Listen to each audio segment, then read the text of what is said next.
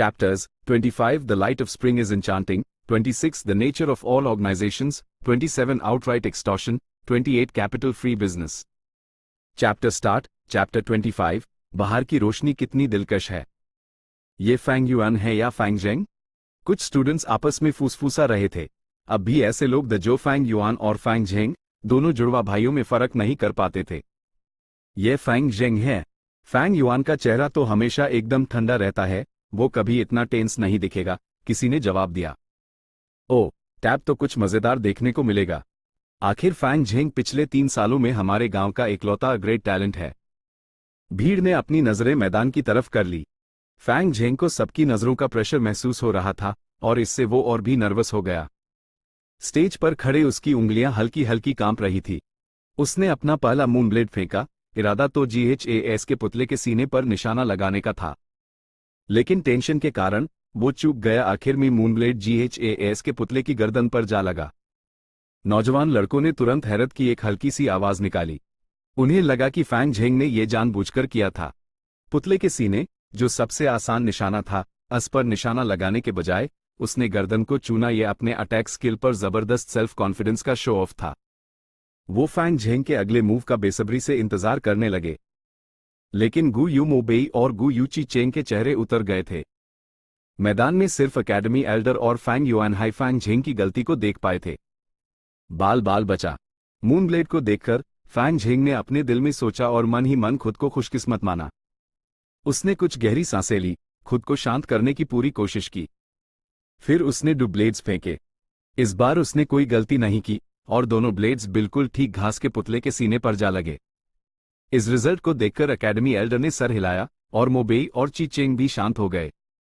Fang जेंग का result उनसे अलग था, इसलिए अब सब कुछ इस पर डिपेंड करता था कि एकेडमी एल्डर उन्हें कैसे ग्रेड देंगे। दूसरे स्टूडेंट्स ने ठंडी आहें भरी। फैंग जेंग की बात की परफॉर्मेंस इंटरेस्टिंग नहीं थी, जिससे उन्हें थोड़ी निराशा हुई। अगले कुछ ग्रुप्स भी ज्यादा इंटरेस्टिंग नहीं थे। कोई भी मोबी, ची चेंग और फैंग जेंग से बेहतर परफॉर्म नहीं कर पाया। नौजवान आपस में फुसफुसाने लगे। इस हिसाब से आज के असेसमेंट का टॉपर इन तीनों में से ही कोई होगा। तीनों ने ही घास के पुतले को हिट किया, पता नहीं एकेडमी एल्डर किसे बेहतर मानेंगे। रुको, ये आखिरी ग्रुप है। फैंग युआन ऊपर जा रहा है। ओ, वो सी ग्रेट टैलेंट, कोल्ड जीनियस। हाँ, जब आखिरी ग्रुप की बारी आई तो फैंग युआन आखिरकार स्टेज पर चला गया। ये वो फैंग युआन है। गु यू मोबेई ने अपना सर उठाया और एक पाल के लिए फैंग युआन को देखा, फिर उसने बेपरवाही से अपनी नजरें नीचे कर ली। पिछली बार तुम्हारी किस्मत बहुत अच्छी थी, गलती से एक कमजोर इरादे वाला मूनलाइट गु चुन लिया और नंबर 1 आ गए। देखते हैं इस बार तुम क्या करते हो। गु यू ची चेंग ने अपने हाथ बांधे, फैंग युआन का मजाक बनते देखने का इंतजार कर रहा था। बड़े भाई, इस बार पिछली बार जैसा नहीं होगा। मैंने इतनी लंबी और कड़ी मेहनत की है, मैं यकीनन आपसे आगे निकल सकता हूं। भीड़ में गु यू फैंग जेंग ने अपने होठ भींचे, अनजाने में ही उसकी मुट्ठियां कास गई। पहले जब वाइटल गु को रिफाइन करने का असेसमेंट हुआ था, तब वो एक ग्रेट टैलेंट होने के बावजूद सेकंड आया था। जाहिर है वो इससे खुश नहीं था, खासकर जब उस पता चला कि फैंग युआन किस्मत के जोर पर जीता और नंबर 1 बना, तो उसकी नाखुशी और बढ़ गई। गु यू फैंग जेंग के लिए अपने बड़े भाई फैंग युआन से जीतने का एक खास और बहुत बड़ा मतलब था। बहुत सी नजरें फैंग युआन पर टिकी हुई थी और एकेडमी एल्डर की निगाह भी उसी पर थी। फैंग युआन के चेहरे पर कोई एक्सप्रेशन नहीं था, उसका चेहरा ठंडा और अलग थलग था। वो शांत खड़ा रहा, प्राइमिवल एसेंस उसके हाथ की हथेली में मौजूद मूनलाइट गु में बहने लगी। हवा में एक कट मारते हुए उसने पहला मूनब्लेड फेंका। ये मूनब्लेड बहुत ऊपर चला गया। वो न सिर्फ घास के पुतले के सर के ऊपर से गया, बल्कि बांस की दीवार के ऊपर से भी निकल गया। ये लगभग 15 मीटर दूर जाकर धीमा पड़ा और हवा में ही गायब हो गया। PFFT। कोई अपनी हंसी रोक नहीं पाया। ये तो कुछ ज्यादा ही हो गया, है ना? किसी ने टांस कासा। वो सच में एक जीनियस है। तभी तो गु रिफाइन करने में नंबर 1 आया था। एक और ने तंज मारते हुए कहा। पिछले सालों में जब फैंग युआन ने कविताएं लिखी थी और अपनी शुरुआती समझदारी दिखाई थी, तब से इन लोगों में नाखुशी की भावना पैदा हो गई थी। बाद में जब उसने किस्मत के बाल पर अपने विटल गु को रिफाइन करने में नंबर 1 पोजीशन हासिल की, तो उनकी नाखुशी में जलन की एक परत और जुड़ गई। उनमें से बहुत से लोग एक अच्छे शो का इंतजार कर रहे थे। वो जीनियस फैंग युआन को कोई शर्मिंदगी भरी हरकत करते हुए देखना चाहते थे, और उसके इस मूनब्लेड ने उन्हें निराश नहीं किया। हंसी की लहरें भीड़ में दौड़ गई। एकेडमी एल्डर ने हल्का सा सर हिलाया, मन ही मन खुद पर हेस्ट हुए। आखिर वो बेवजह फैंग युआन के लिए इतना परेशान क्यों हो रहे थे? वो तो बस एक सी ग्रेट टैलेंट था और एक लड़का जो किस्मत के जोर पर गू रिफाइन करने में नंबर 1 आ गया था। अपने दिल में वो पहले ही फैसला कर चुके थे। भले हाई मोबी, ची चेंग और फैंग झेंग के रिजल्ट्स एक जैसे थे, फिर भी वो फैंग झेंग को हाई नंबर 1 चुनेंगे। गु यू मो बेई और गु यू ची चेंग के बीच की लड़ाई क्लैन के दो सबसे शक्तिशाली एल्डर्स के बीच पॉलिटिकल स्ट्रगल का एक छोटा सा रूप थी। एकेडमी एल्डर हमेशा बीच में रहे थे और इस पॉलिटिकल घमासान में घुसने का उनका कोई इरादा नहीं था। एकेडमी एल्डर का झुकाव क्लैन हेड गु यू बो की तरफ ज्यादा था और फैंग झेंग क्लैन लीडर के ग्रुप का हाई था। ऊपर से उसका ग्रेट टैलेंट यूज नंबर 1 चुनने का मतलब उस पर थोड़ा एक्स्ट्रा ध्यान देना होगा, और ये एक ऐसी चीज थी जिसे क्लैन के ऊपर के लोग आसानी से मान लेते। बाहर की एक गर्म हवा चली, फूलों की महक ट्रेनिंग ग्राउंड्स में फैल गई। सूरज की रोशनी फैंग युआन के जिस्म पर पड़ रही थी, जमीन पर एक अकेली काली परछाई बनाते हुए। उसका चेहरा अब भी ठंडा था जब वो शांति से 10 मीटर दूर खड़े घास के पुतले को देख रहा था। उसकी हथेली में मूनब्लेड हल्की नीली रोशनी दे रहा था। ऑफ कोर्स, उसने पहला मूनब्लेड जानबूझकर रास्ते से भटकाया था। ए फ्लैट उसके पास एक्ट करने के लिए सिर्फ 2 मौके बचे थे। एकेडमी एल्डर की पोजीशन को ध्यान में रखते हुए नंबर 1 हासिल करने के लिए उस अगले 2 अटैक्स में एक ऐसा रिजल्ट देना होगा जो सबके सोचा से परे हो।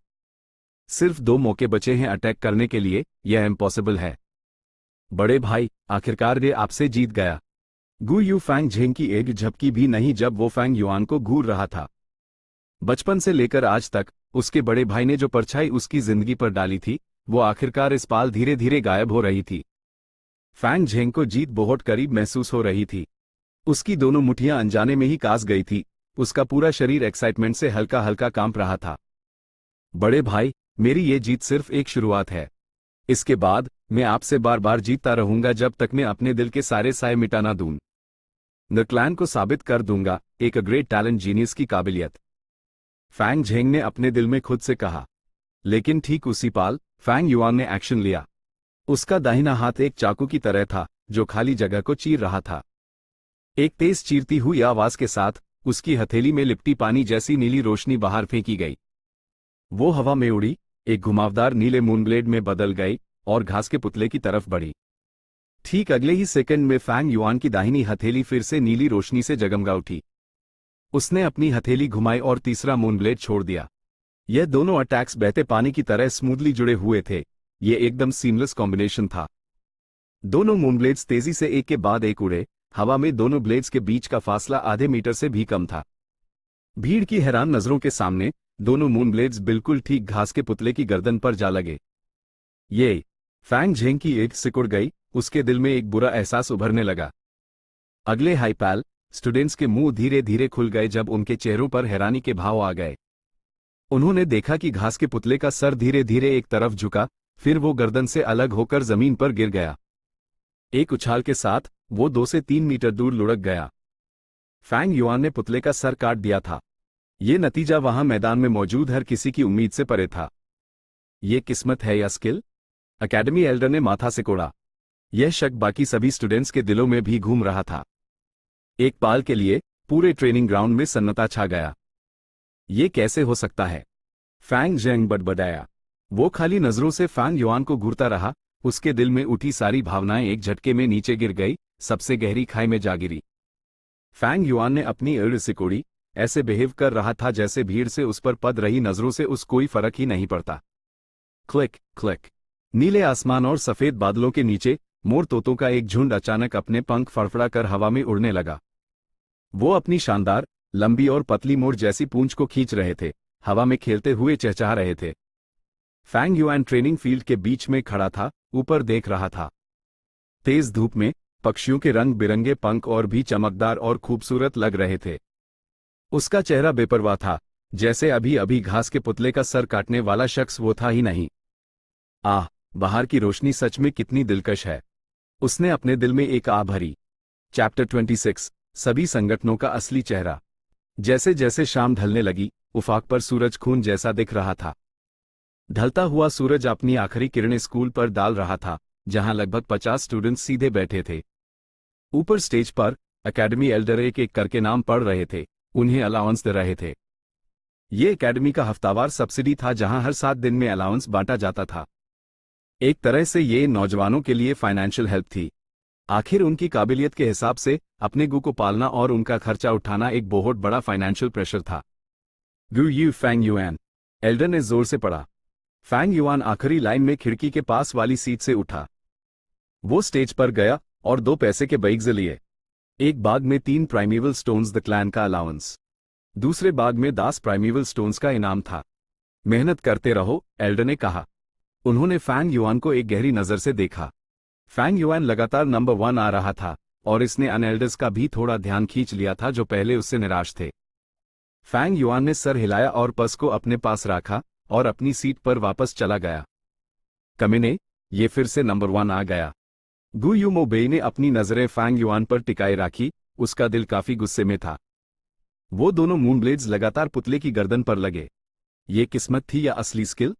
गु यू ची चेंग ने अपनी अणु सिकोड़ी। असेसमेंट के खत्म होने से अब तक ये सवाल उसके दिमाग में घूम रहा था।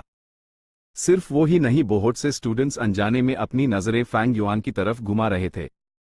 ये सवाल उन्हें परेशान कर रहा था। भले ही वो हार गए थे, लेकिन उनके दिल में बेचैनी थी और वो पूछना चाहते थे कि आखिर हुआ क्या था। जब दिन खत्म होने वाला था, एकेडमी एल्डर ने एक बात का ऐलान किया। तुम सब एकेडमी में कुछ वक्त से हो और तुम अपने विटल गु को इस्तेमाल करना भी सीख गए हो। अगले कुछ दिनों में मैं तुम सबको अपने अपचे को गर्म करना और पोषण देना सिखाऊंगा, एक गु मास्टर का कल्टीवेशन रेल्म आगे बढ़ाने के लिए। एक गु मास्टर का रेल्म जितना ऊंचा होगा, उसका प्राइमेवल एसेंस उतना ही गाढ़ा होगा। एक रैंक 1 गु मास्टर के पास हरे तांबे जैसा प्राइमेवल एसेंस होता है, एक रैंक 2 गु मास्टर के पास लाल लोहे जैसा प्राइमेवल एसेंस और एक रैंक 3 गु मास्टर के पास सफेद चांदी जैसा प्राइमेवल एसेंस होता है। लाल लोहे जैसा प्राइमेवल एसेंस का एक हिस्सा हरे तांबे जैसे प्राइमेवल एसेंस के 10 हिस्सों के बराबर होता है। उसी तरह सफेद चांदी जैसा प्राइमेवल एसेंस का एक हिस्सा लाल लोहे जैसे प्राइमेवल एसेंस के 10 हिस्सों के बराबर होता है। तुम सबको याद रखना चाहिए, गु सिर्फ औजार हैं जो हम इस्तेमाल करते हैं। हम गु मास्टर्स की बुनियाद कल्टीवेशन है। तुम्हारा रैंक जितना ऊंचा होगा, तुम उतने ही मजबूत गु इस्तेमाल कर पाओगे। अगले 3 महीनों में जो भी सबसे पहले आगे बढ़कर रैंक 1 मिडिल स्टेज तक पहुंचेगा, यूस्टीज प्राइमेवल स्टोन्स का इनाम मिलेगा। साथ ही उस दूसरा गु चुनने का पहला मौका भी मिलेगा। 3 महीनों के बाद हम रिजल्ट्स के आधार पर एक क्लास मॉनिटर और 2 वाइस क्लास मॉनिटर्स चुनेंगे। क्लास मॉनिटर को 10 प्राइमेवल स्टोन्स की सब्सिडी मिलेगी, जबकि वाइस क्लास मॉनिटर को 5 पीसेस का अलाउंस मिलेगा। ठीक है, आज के लिए बस इतना ही। तुम सब जा सकते हो। एल्डर के शब्दों से एकेडमी में शोर मच गया। क्लास मॉनिटर और वाइस क्लास मॉनिटर चुनने का वक्त आ गया। किसी ने जोश में अपनी मुट्ठी भींची। क्लास मॉनिटर को हर 7 दिन में 10 प्राइमेवल स्टोन्स मिलेंगे और वाइस क्लास मॉनिटर को 5। अगर मैं सबसे पहले रैंक 1 मिडिल स्टेज तक पहुंच गया तो मैं जरूर क्लास मॉनिटर बन जाऊंगा। किसी और की आंख में चमक थी। प्राइमेवल स्टोन्स इतने इंपॉर्टेंट नहीं हैं। असली चीज क्लास मॉनिटर और वाइस क्लास मॉनिटर की पोजीशन है। ये शान की बात है और एक की पहचान दूसरों से ऊपर रखती है। जब आम स्टूडेंट्स क्लास मॉनिटर को देखेंगे तो उन्हें झुककर सलाम करना होगा। गु यू मोबेई और ची चेंग के पास प्राइमेवल स्टोन्स की कमी नहीं थी, लेकिन वो पोजीशन की शान को बहुत इंपॉर्टेंट मानते थे। क्लास मॉनिटर बनने के लिए बिना किसी गलती के वो पहला शख्स बनना होगा जो रैंक 1 मिडिल स्टेज तक पहुंचे। इसका मतलब जब बड़े भाई मुझे आगे से देखेंगे तो उन्हें झुककर अपने आप सलाम करना पड़ेगा। रुको, बड़े भाई कहाँ हैं? गु यू फैंग झेंग ने अनजाने में पीछे देखा, लेकिन फैंग युआन की सीट खाली थी। स्टूडेंट्स एकेडमी से बाहर निकल गए। गु यू फैंग युआन कहाँ है? गु यू मोबी फैंग युआन को ढूंढना चाहता था और उससे आमने सामने पूछना चाहता था, लेकिन फैंग युआन एक कदम आगे था और पहले ही जा चुका था। HMPH भाग तो बड़ी जल्दी गया। डर गया क्या? लगता है आज के टेस्ट में फिर से उसकी किस्मत चल गई। गु यू ची चेंग ने टैंस कासा। छोड़ो, सिर्फ 10 प्राइमेवल स्टोन्स हाई तो हैं। मुझे इस छोटी सी बात की परवाह करने की जरूरत नहीं है। अभी जरूरी यह है कि मिडिल स्टेज तक पहुंचकर क्लास मॉनिटर की पोजीशन हासिल करूं। गु यू मोबेई ने अपनी अण सिकोड़ी, अपने पास खड़े गु यू ची चेंग और गु यू फैंग झेंग को देखते हुए। ये दोनों उसके असली दुश्मन थे, जबकि फैंग युआन तो बस एक मामूली सी ग्रेट टैलेंट था। वो उनके बराबरी का नहीं था। पहले 2 बार फैंग युआन की किस्मत अच्छी थी और वो नंबर 1 आ गया। लेकिन इस बार ये कल्टीवेशन का टेस्ट है और फोकस कल्टीवेशन के टैलेंट पर है। जब टैलेंट एक ग्रेड ऊपर होता है तो एडवांटेज बहुत बढ़ जाता है। गु यूची चेंग ने सोचा। उसका दिल उदास था। उसका असली ग्रेड टैलेंट तो सिर्फ सी ग्रेड था। ये तो चीटिंग की वजह से यूज बी ग्रेड होने का धोखा मिल गया था। बस एक क्लास मॉनिटर और डिवाइस क्लास मॉनिटर की पोजीशन के लिए इनके हाथों में खुजली होने लगी। इस उम्र में कितने गर्म खून वाले और भोले हैं ये लोग। फैंग युआन ने एकेडमी के गेटवे पर टिकर तंज कसा। ये तथाकथित शान तो बस ऊपर बैठे लोगों का एक कीमती हथियार था अपने नीचे वालों को मोटिवेट करने का। आखिर में ये तो बस एक धोखे वाली शान थी, बेकार की चीज। उसके 500 सालों के तजुर्बे ने फैंग युआन को जिंदगी के कुछ राज पहले ही समझा दिए थे। चाहे वो कोई क्लैन हो, सेक्ट हो या डेमोनिक ग्रुप, चाहे ये दुनिया हो या धरती, सभी ऑर्गेनाइजेशंस ऐसे ही होते हैं। ऊंच नीच की पोजीशंस बना दी जाती हैं, प्रमोशन का कानून साफ कर दिया जाता है ताकि ऑर्गेनाइजेशन में नीचे के लोग लगातार ऊपर चढ़ते रहें। क्योंकि फायदे के पीछे भागना इंसान की फितरत है और अथॉरिटी वाली पोजीशंस अक्सर लोगों को सुपीरियरिटी का एहसास दिलाती हैं। ये धोखा पैदा करती हैं कि उनकी जिंदगी दूसरों से ज्यादा कीमती है। पावरस गाजर की तरह है जो गाढ़े के सामने लटकी रहती है। इंसानों की इच्छाएं इससे बढ़ती हैं और हर कोई अथॉरिटी वाले शख्स से अपने निजी फायदे हासिल करता है। एक लेवल ऊपर चढ़ने के बाद एक और ऊंचा लेवल होता है। जब तक वो निजी फायदे के लिए चपलूसी में लगे रहते हैं, उनकी मेहनत उनसे निचोड़ ली जाती है और उनकी वैल्यू का फायदा ऊपर वाली पोजीशन उठाती है। हर ऑर्गेनाइजेशन में जब तक कमांड की एक चैन होती है, वो ऊपर के रैंक्स वालों की सेवा करने के लिए होती है। यह क्लास मॉनिटर और वाइस क्लास मॉनिटर की पोजीशन तो सबसे छोटी गाजर की तरह है जो सबको क्लैन के स्ट्रक्चर में खींच लेती है। और नीचे वालों को सच का एहसास ना हो, इसके लिए ऊपर की पोजीशंस वाले सांझी वैल्यूज, शान, पुण्य के काम आदि का आइडिया साफ साफ बताते हैं। ऊंच नीच की पोजीशंस असमान लाभों के साथ बनाई जाती हैं। कभी कभी लोगों के दिलों पर राज करने के लिए धर्म का भी इस्तेमाल किया जाता है। यही असली सच है, लेकिन अफसोस की दुनिया में बहुत से लोग ये नहीं समझते। वो बेवकूफ़ी से दूसरों के लिए मेहनत करते हैं और दुनिया के हर ऑर्गेनाइजेशन के लिए उसकी सबसे बुनियादी सच्चाई बस एक चीज है और वो है रिसोर्सेज का बंटवारा। जहां पोजीशन जितनी ऊंची होगी उतने हाई ज्यादा रिसोर्सेज वो एंजॉय कर सकते हैं। अपनी पिछली जिंदगी में फैंग युआन ने मिडिल किंगडम में ब्लडविंग डेमन सेक्ट की स्थापना की थी, जहां उसने 10,000 से ज्यादा लोगों को सिखाया था। उसने demon soldiers, demon generals, demon sages आदि की पोजीशंस बनाई थी। हर पोजीशन के अपने फायदे दर, जिससे अनागिनत लोग बड़ाकों की तरह उसके पास आते थे, जिससे फैंग युआन उन्हें ऑर्डर दे सकता था। इस तरह के अनुभव ने फैंग युआन को इस सिद्धांत के सोचने के तरीके को साफ साफ समझा दिया था। इसलिए कोई भी ऑर्गेनाइजेशन सिर्फ एक दिखावा है, जबकि असली आधार बस एक शब्द है, रिसोर्सेज। खाने के रिसोर्सेज के बिना कोई भूख से मर जाएगा। पानी के रिसोर्सेज के बिना कोई प्यास से मर जाएगा। कल्टीवेशन रिसोर्सेज के बिना कोई कमजोर हो जाएगा और जल्द ही मारपीट कर मार दिया जाएगा। और एक गु मास्टर के लिए प्राइमेवल स्टोन्स सबसे जरूरी रिसोर्स हैं। फैंग युआन की दोनों उंगली एक पुराने तालाब की तरह गहरी थी और जब उसके दिमाग में ये बात आई तो उसके होठों के कोने हल्के से मुड़ गए, एक तंज की लकीर बनाते हुए। वो एकेडमी से कब का निकल चुका था और अब वो स्कूल के गेट के प्रवेश द्वार पर खड़ा था। उसने स्टूडेंट्स के पहले बैच को बाहर आते देखा, जो धीरे धीरे उसके करीब आ रहे थे। ये फैंग युआन है। वो गेट के प्रवेश द्वार के बीच में क्या कर रहा है? HMPH, जब भी मैं इसकी ये मुर्दा जैसी हालत देखता हूं, मुझे बहुत गुस्सा आता है।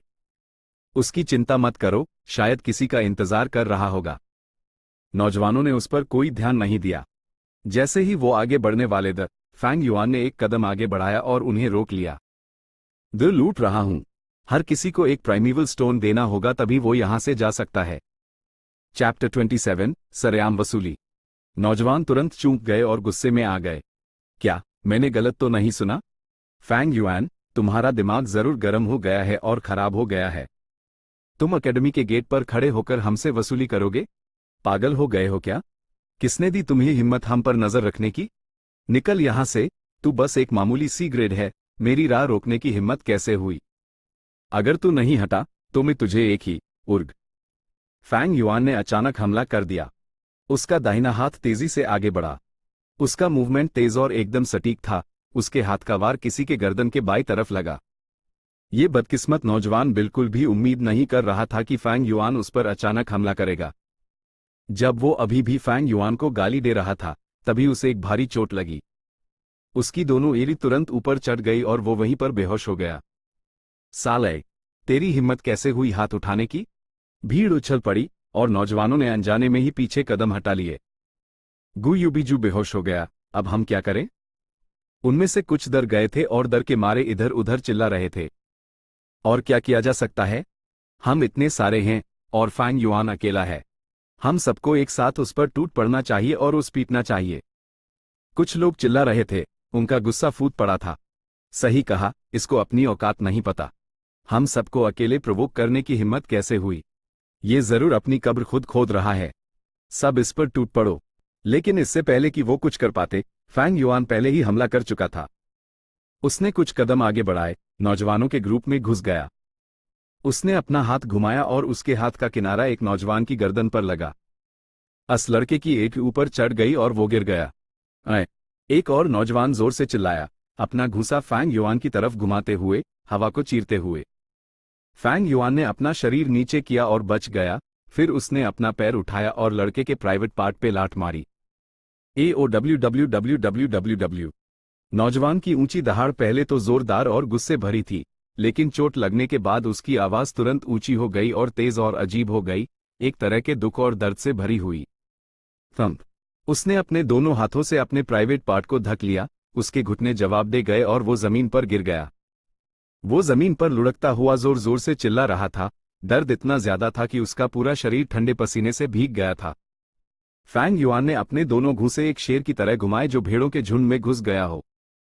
उसके पास 500 सालों का लड़ाई का तजुर्बा था, और ये नौजवान तो बस कच्चे खिलाड़ी थे। उन्होंने अभी अभी कल्टिवेशन शुरू किया था, वो भला उसके मुकाबले के कैसे हो सकते थे? पलक झपकाते ही फैंग युआन ने पूरे नौजवानों के ग्रुप को धूल कैटा दी। या तो वो बेहोश हो गए थे, या फिर जमीन पर पड़े दर्द उन्हें थका चुका था और उनके शरीर में हर जगह दर्द हो रहा था। यहां क्या हो रहा है? गु यूमो बेई वहां पहुंचा और चिल्लाया। उसने देखा कि फैंग युआन एकेडमी के गेट के प्रवेश द्वार पर खड़ा था और उसके आसपास जमीन पर 5 से 6 स्टूडेंट्स पड़े थे। ये फैंग युआन, वाई ये हमारे प्राइमेवल स्टोन्स हड़पना चाहता है। जमीन पर पड़े एक लड़के ने गुस्से से चिल्लाते हुए कहा, अपना पेट पकड़े हुए। वाह, अभी भी काफी एनर्जी है। फैंग युआन का चेहरा सपाट था जब उसने अभी चिल्लाने वाले लड़के के पेट पर जोर से लात मारी। OWW।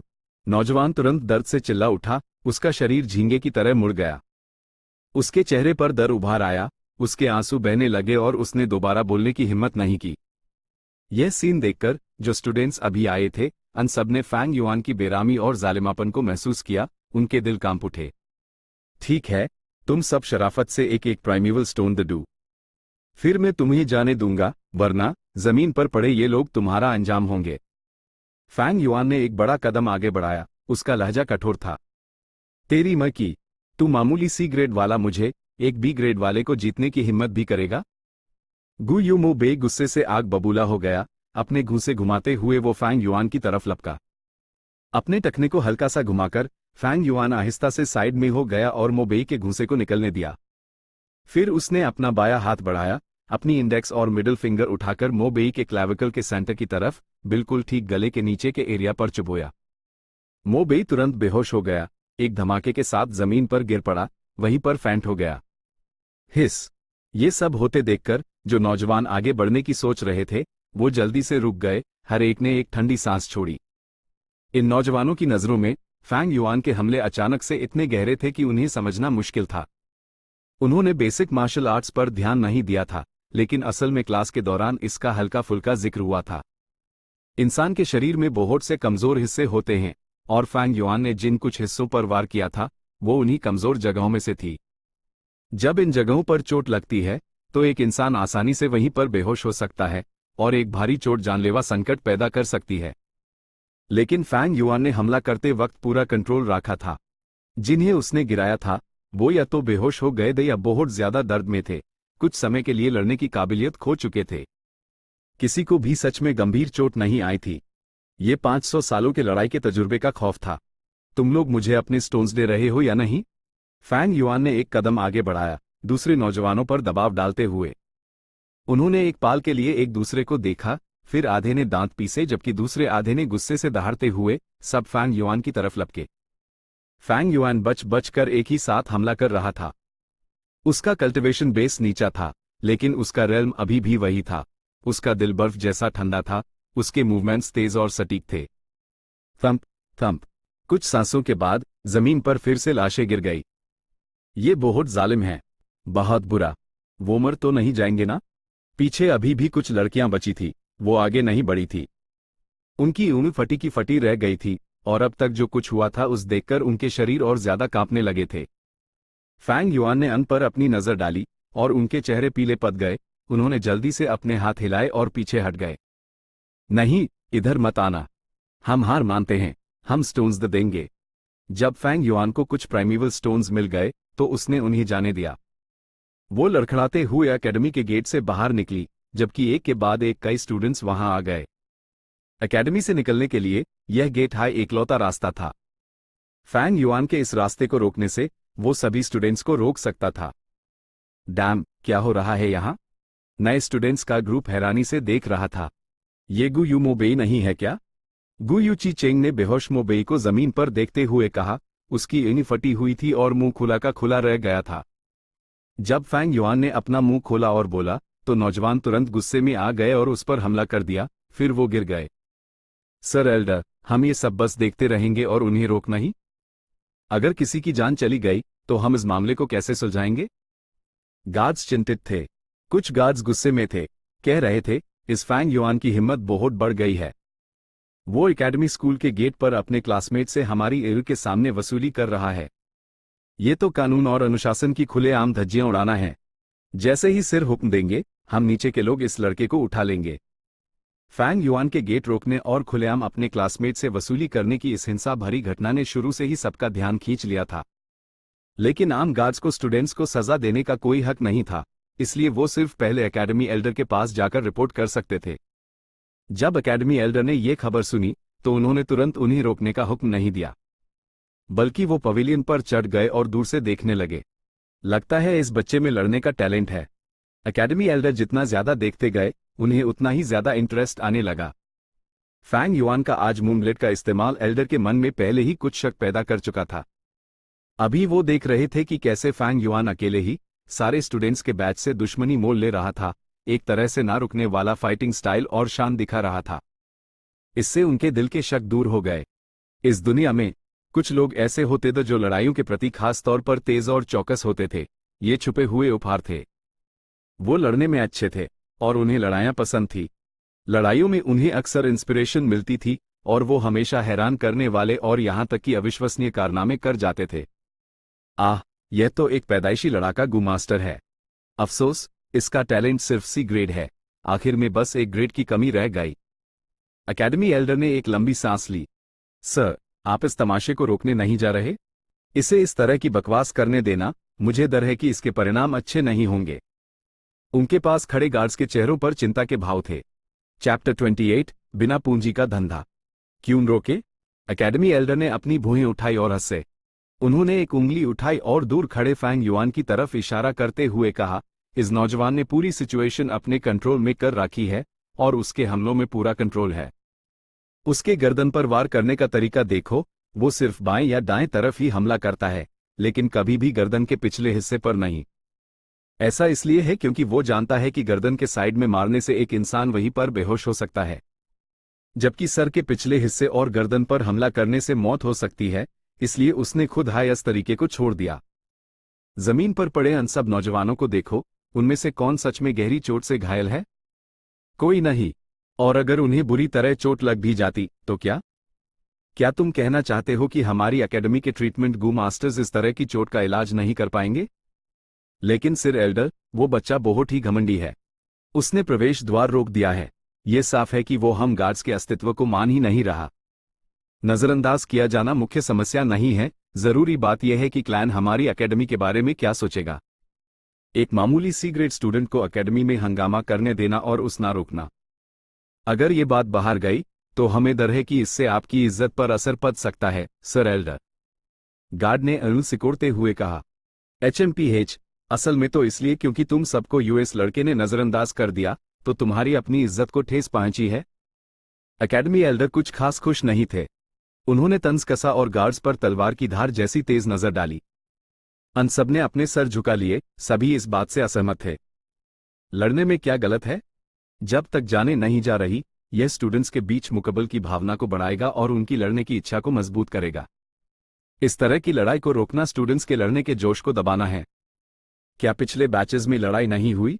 हर बैच में अपनी लड़ाइयां होती थी और ये बहुत अक्सर होता था। फर्क सिर्फ इतना था कि यह आमतौर पर साल के दूसरे हिस्से में होता था जब स्टूडेंट्स लड़ने के कुछ तरीके सीख चुके होते थे। ताकत के साथ उन्हें लड़ने की खुजली होती थी और साथ ही ये एक आक्रामक उम्र है। तुम लोगों ने तब अन लोगों को क्यों नहीं रोका? एकेडमी एल्डर ने ठंडे लहजे में सवाल किया। शायद इसलिए क्योंकि पिछले सालों की लड़ाइयां सब अकेले अकेले होती थी। इस तरह की बड़े पैमाने पर लड़ाई शायद ही कभी हुई हो। लेकिन ये फैंग युआन सच में हंगामा खड़ा करने में बहुत माहिर है। गार्ड्स के चीफ ने जवाब दिया। नहीं नहीं नहीं। एकेडमी एल्डर ने अपना सर हिलाया। वो इसलिए था क्योंकि तुम लोगों की हिम्मत नहीं हुई उस रोकने की। क्योंकि आधे साल बाद एक गू मास्टर में एक आम इंसान की ताकत से परे लड़ने की काबिलियत आ जाती है और तुम अपने मामूली इंसानी शरीर से उस कैसे रोकोगे? अभी तुम सब फैंग युआन को रोकना चाहते हो, शायद इसलिए क्योंकि उसने अभी अभी कल्टिवेशन शुरू किया है, इसलिए उसके पास ज्यादा पावर नहीं है। ये भी इसलिए है क्योंकि तुम्हें लगता है कि उसने तुम्हारे अस्तित्व को नजरअंदाज किया और तुम्हारी इज्जत को ठेस पहुंचाई। लेकिन तुम सबको याद रखना चाहिए, इन सभी स्टूडेंट्स का सरनेम गू यू है। वो मेरे गू यू क्लैन के सदस्य हैं, तुम्हारे मालिक। भले ही वो अभी कम उम्र के हैं, कितने भी कमजोर क्यों ना हो, वो अभी भी तुम्हारे मालिक हैं। एल्डर का लहजा तेजी से बदल गया था। तुम्हारे सरनेम गू यू नहीं है, तुम्हारी क्या औकात है? तुम्हारी वफादारी के कारण तुम सबको गार्ड्स की पोजीशन दी गई, तुम्हें कुछ मिठाई फायदे दिए गए। लेकिन असल में तुम अभी भी गुलाम हो, सिर्फ गुलाम। एक गुलाम अपने मालिक के बारे में फालतू की राय देने की हिम्मत करता है, अपने मालिक के मामलों की परवाह करता है। एल्डर का चेहरा पानी जैसा काला हो गया था। यह आपके नीचे वालों का आइडिया नहीं था, मेरा मतलब ये नहीं था। मेरी हिम्मत नहीं, मेरी हिम्मत नहीं। गार्ड्स के चेहरे राख जैसे हो गए जब वो जमीन पर घुटनों के बाल बैठ गए, लगातार बड़बड़ाते हुए। एकेडमी एल्डर ने एक ठंडा एचएमपीएच किया और यूएस चीफ गार्ड की तरफ इशारा किया जिसने अभी फैंग युआन को हंगामा खड़ा करने में माहिर कहा था। तुमने अपने मालिक पर एक बेहुदा टिप्पणी की, तुम्हें तुम्हारी पोस्ट से हटाया जाता है। थोड़ी देर बाद एल्डर ने दूसरों से कहा, आधे महीने बाद नए चीफ को चुनने के लिए एक री एग्जामिनेशन होगा। दूसरे गार्ड्स की एड तुरंत चमक उठी, उनके दिल जोश से भर गए। गार्ड के चीफ की पोजीशन, हर महीने मुझे आधा प्राइमेवल स्टोन ज्यादा मिलेगा। चीफ बनने का मतलब आदमियों से ऊपर का आदमी बनना है। मालिकों के अलावा मैं देखता हूं कि कौन मुझे नफरत से देखेगा। अगर मेन चीफ बन गया तो कितना कूल होगा। ठीक है, तुम सब यहां क्या कर रहे हो? नीचे जाओ और लड़ाई खत्म होने का इंतजार करो, फिर मैदान साफ करना। एल्डर ने दहाड़ मारी। जी जी जी। आपका सेवक विदा लेता है। गार्ड्स इज्जत और डर के साथ नीचे चले गए। सीढ़ियों पर एक गार्ड का पैर फिसल गया और वो गिर पड़ा।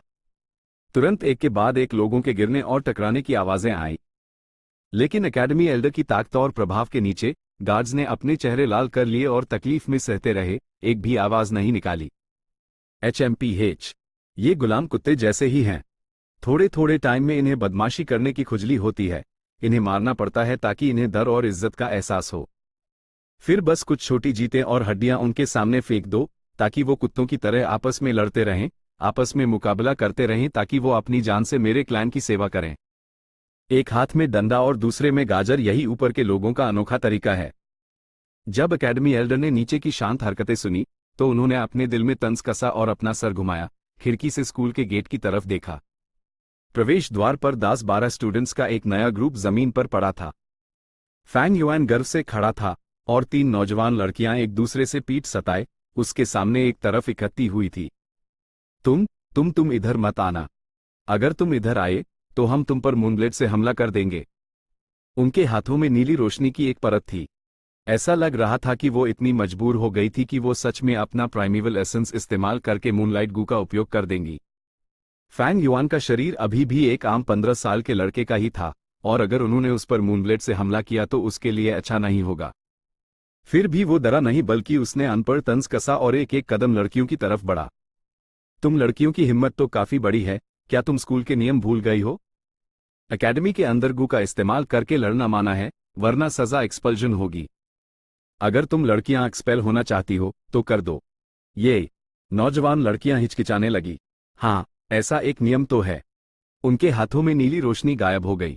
फैंग युआन की एड़ी चमकी जब उसने इस मौके को पकड़ा और आगे लपका।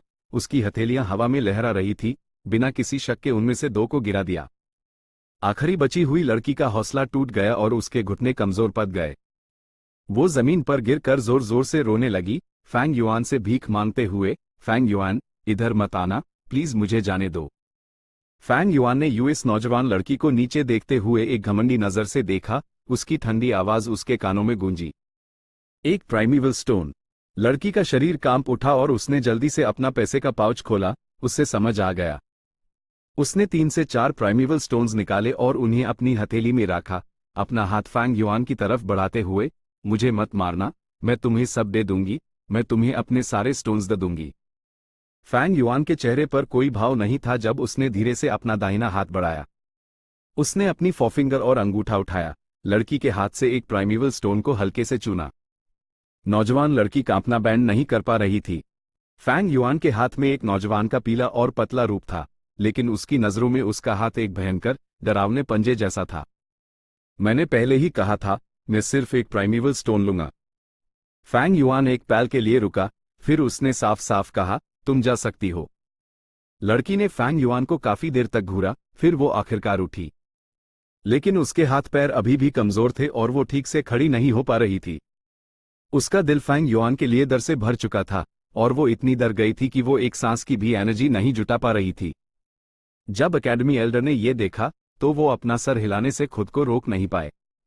उनके एक दर्शक बने रहने का एक कारण ये भी था कि वो हर स्टूडेंट के अपने अपने लड़ने के टैलेंट को देखने का मौका ले सकें। ये लड़की जो जमीन पर गिर गई थी, वो सिर्फ एक सी ग्रेट टैलेंट थी, लेकिन इस तरह की मानसिकता के साथ वो सिर्फ एक लॉजिस्टिक्स गू मास्टर बन सकती थी। वो क्लैन में उत्पादक हो सकती थी, लेकिन उससे युद्ध के मैदान पर होने की कोई उम्मीद नहीं थी। और जहां तक इस फैंग युआन की बात है, एकेडमी एल्डर ने अपनी ठुड्डी रख दी, उनकी एड़ी एक रोशनी की चमक के साथ सिकुड़ गई। उन्हें लगा कि फैंग युआन बहुत इंटरेस्टिंग था। फैंग युआन में न सिर्फ लड़ने का टैलेंट था, बल्कि उसमें एक तरह का लिहाज भी था। सिर्फ एक प्राइमेवल स्टोन की वसूली करना एल्डर के दिल में हद से बाहर नहीं था। लेकिन अगर फैंग युआन 2 पीसेस की वसूली करना चाहता, तो वो बहुत ज्यादा होता और उन्हें बीच में आना पड़ता। एकेडमी का अलाउंस आमतौर पर 3 पीसेस था। एक पीस ले लिया जाना अभी भी नुकसानदायक नहीं माना जाएगा। लेकिन अगर उसने 2 स्टोन्स वसूल लिए, तो सब्सिडी देने का क्या मतलब? वो सब कुछ फैंग युआन को ही दे देते। बहुत जल्द स्टूडेंट्स का आखिरी ग्रुप आ गया। वहां सिर्फ 5 लोग थे, और उनमें फैंग युआन का जुड़वा छोटा भाई भी था। बड़े भाई, आप ऐसे कैसे हो सकते हैं? आप बहुत हिम्मत वाले हैं, अपने क्लासमेट को गेट पर पीटना और उनके प्राइमेवल स्टोन्स छीन लेना। गु यू फैंग झेंग की ईंट फटी की फटी रह गई जब उसने वो दृश्य देखा। वो विश्वास नहीं कर पा रहा था जो उसके सामने था। मैं आपको सलाह देता हूं कि जल्दी से एकेडमी एल्डर के पास जाएं और अपनी गलती खुद मान ले, वरना आपने इतना बड़ा मामला खड़ा कर दिया है। ये कोई मजाक नहीं है, आपको सच में एक्सपेल किया जा सकता है। फैंग युआन हंसा और बोला, तुम सही कह रहे हो। फैंग झेंग ने राहत की सांस ली। ये देखकर कि उसका बड़ा भाई पागल नहीं हुआ है और अभी भी मनाया जा सकता है, ये अच्छा था। लेकिन बहुत जल्द उसने फैंग युआन को फिर से कहते सुना, तुम में से हर एक प्राइमेवल स्टोन। क्या? फैंग झेंग ने हैरानी से अपना मुंह खोल दिया, मुझे भी देना पड़ेगा? मेरे प्यारे छोटे भाई, ऑफ कोर्स तुम न देने का विकल्प चुन सकते हो। फैंग युआन का लहजा बहुत नरम था। लेकिन तुम्हारा अंजाम भी उनकी तरह ही होगा, उसने कहा और जमीन पर पड़े अन्य लोगों की तरफ इशारा किया। उनमें से कुछ बेहोश हो चुके थे और कुछ दर्द से करा रहे थे। अपने सगे छोटे भाई को भी नहीं छोड़ रहा। ये फैंग युआन पागल हो गया है, ये बहुत जालिम है। हम उस हरा नहीं सकते, समझदार आदमी बेवजह पंगे नहीं लेता। बेहतर है हम दे दें और इस मुसीबत से निकलें। सही कहा, हम अभी के लिए प्राइमेवल स्टोन दे देते हैं।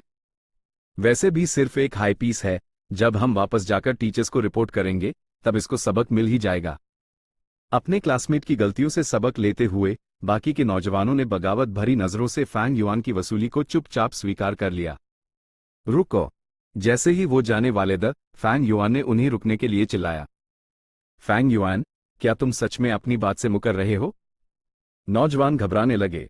फैंग युआन ने जमीन पर पड़े नौजवानों का सामना किया, हल्के से आह भरते हुए।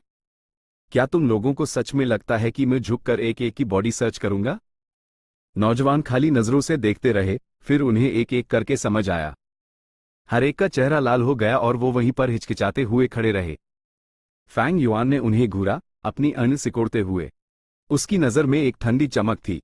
तुरंत अन 5 नौजवानों ने महसूस किया कि उनके दिल तेजी से धड़क रहे हैं, उनके सिर की खाल एक ही समय में सुन हो गई।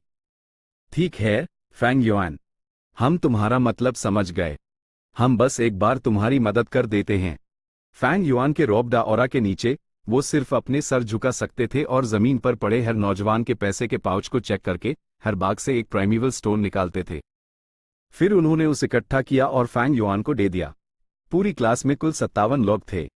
हर एक से एक प्राइमेवल स्टोन वसूल करके फैंग युआन के पास 56 पीसेस हो गए। उसके पास पहले 20 लेकिन उसने 10 खर्च करके ग्रीन बैम्बू वाइन के कुछ जार्स खरीदे थे। अपने खुद के अलाउंस और इनाम से माइल प्राइमेवल स्टोन्स को जोड़कर उसके पास कुल 79 पीसेस हो गए थे। वसूली और लूटपाट का ये बिना पूंजी का धंधा सच में सबसे ज्यादा फायदेमंद धंधा है। फैंग युआन ने अपने पैसे का पाउच, जो अचानक से बहुत बड़ा हो गया था, अपने सीने में डाला और चल पड़ा, पीछे जमीन पर लाशों की तरह पड़े नौजवानों को छोड़कर। और कुछ नौजवान, उनमें फैंग झिंग भी था, फैंग युआन की धीरे धीरे गायब होती परछाई को बस खाली नजरों से देखते रहे। वहां से जल्दी निकलो, तुम सब जल्दी करो। छोटे मालिकों को ठीक से अरेंज करो। ट्रीटमेंट गू मास्टर कहाँ है, उस जल्दी बुलाओ। गार्ड्स चिल्ला रहे थे जब वो सब आगे लपके, खुद को साबित करने की जल्दी में एक दूसरे पर गिर रहे थे। वो गार्ड चीफ की छोटी सी पोजीशन के लिए अपनी जान देने को तैयार थे। Chapter and.